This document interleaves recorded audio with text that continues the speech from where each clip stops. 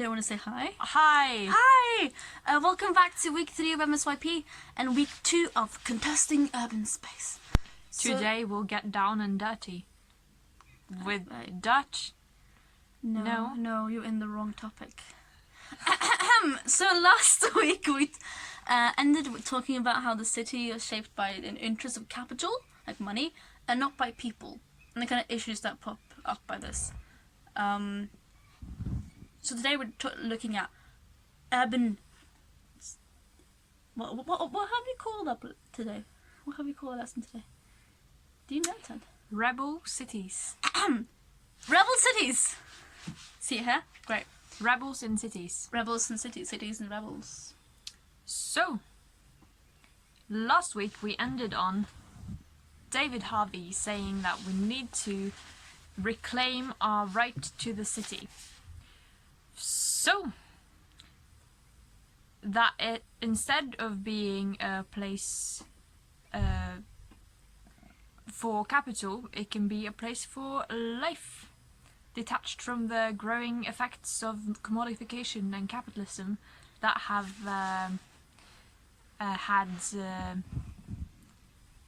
Bad impacts. bad impacts on social interactions, and also to challenge the rise of spatial inequalities in worldwide cities throughout the last, 2 centuries? Because Not because cities are key centers for class struggle. And by class struggle, we mean like the struggle between groups that have different interests, like those who work for a living, what we would know as the proletariat, the working class. Proletariat! Versus those who live off of the work that these, the proletariat works, the bourgeoisie. It's the struggle between those who have and those who don't have. And then an historic example of the city being a key center for class struggle is the Paris Commune, which was an independent radical government that ruled Paris for 2 months in 1871, before it obviously was defeated by... Or the Hammerfest commune, which ruled the Norwegian city of Hammerfest for, how long was it? I don't know. 2 months, we'll say. It does sound so confident.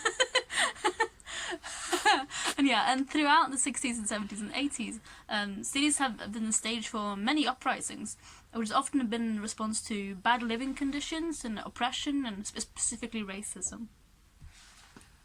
The city has also been increasingly class divided. In New York, 1% earn on average 3 million euros per year individually. So, per person. And half the people in New York are living on less than 25,000 euros a year. And it's difficult to describe how expensive New York is to live in. Exactly. And you know who is planning and building New York? Whose ideas and needs are of concern in those plans? Well, we saw Moses getting a little bit trigger happy on some working class neighborhoods in the week where we looked at Jane Jacobs. So you guessed it. It's the 1%. And all those people who are poor are forced to, live further out of the city by gentrification, especially which we talked about last week. But here's the issue, right? These workers, these poor people, they're the ones that produce and reproduce urban life.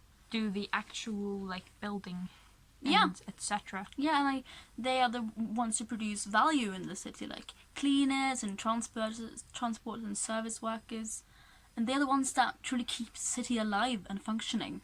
We have a lovely friend who lives in New York, who was talking about the corona crisis, and she said that, all of the rich people have escaped New York. Yeah. The middle class people, like herself, can get by working from home, isolating themselves, and all of these actual people producing and reproducing the city have to go to work and are dying. Yeah. Dying like fleas. Yeah.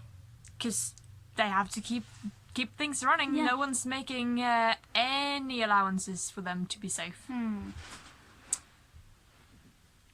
But organising geographically also poses a few challenges and advantages. As the city is naturally a diverse place, it can be difficult to find what people have in common. Because as we looked at earlier with the lovely Chicago school, people in cities with like similar sort of economic interests are often put against each other and made to feel divided and to compete with each other for jobs in the cities, etc. So to organize together, you have to find solidarity with these people that you're often meant to compete against. And you remember we explaining solidarity. Yeah. Also, city protests can be shut down easily by those in power, because that's also where the people in power are, and they have all their police, etc. Loads of geographical control. So there's a protest and like, how about we stop this protest by just shutting off the city, shutting off, oh now you're stuck, oh now the city is operating, you're like, oh wait, and the protest kind of dies. But yeah, like it also has some advantages, because at the same time this need for a diverse group of people to organize can create true solidarity, because it is possible to find these commonalities, and that will, because we are oppressed. And necessary. Yeah, because we are oppressed in similar ways by similar people. So this, the diversity of the city also creates a really good analysis. It creates a necessary, diverse and complex people and a complex kind of fight. Which is also good for the kind of analysis you get when you draw upon loads of different kinds of experiences. It makes you stronger. Yeah. And also, sometimes it may be in the protesters' interests for the city to shut down. Yes, I see. But yeah. Wink. Wink, spoiler. And you can also have like a network of cities where kind of uprisings spread from city to city to city. I think an example of this could be, the Black Lives Matter protests who have spread from city to city to city. So if it shuts down one place, it can still be happening somewhere else. And I mean, like, it's happened in Norway. So even though the issue, I mean, obviously there's issues of racism and police brutality in Norway as well, but not as obvious. But now, because it's spread, you suddenly have this conversation and battle happening in Norway as well, which is in solidarity to what's happening in the US. You can strengthen it by having these networks of cities. It starts by solidarity, and then it becomes about local issues as well. Exactly. So today we'll look at some examples of contemporary urban uprisings. And before the lesson, we're going to give you one uprising each and try to think about these questions. What is this group or movement that we asked them to look at? What are the issues they are responding to, and from what is its goals and demands? And why do you think they chose that specific location in the city to further its goals? Amelia, you can look at Occupy Wall Street. Anna, you can look at Extinction Rebellion. And Christina, you can look at the Capitol Hill Autonomous Zone, known as the CAZ.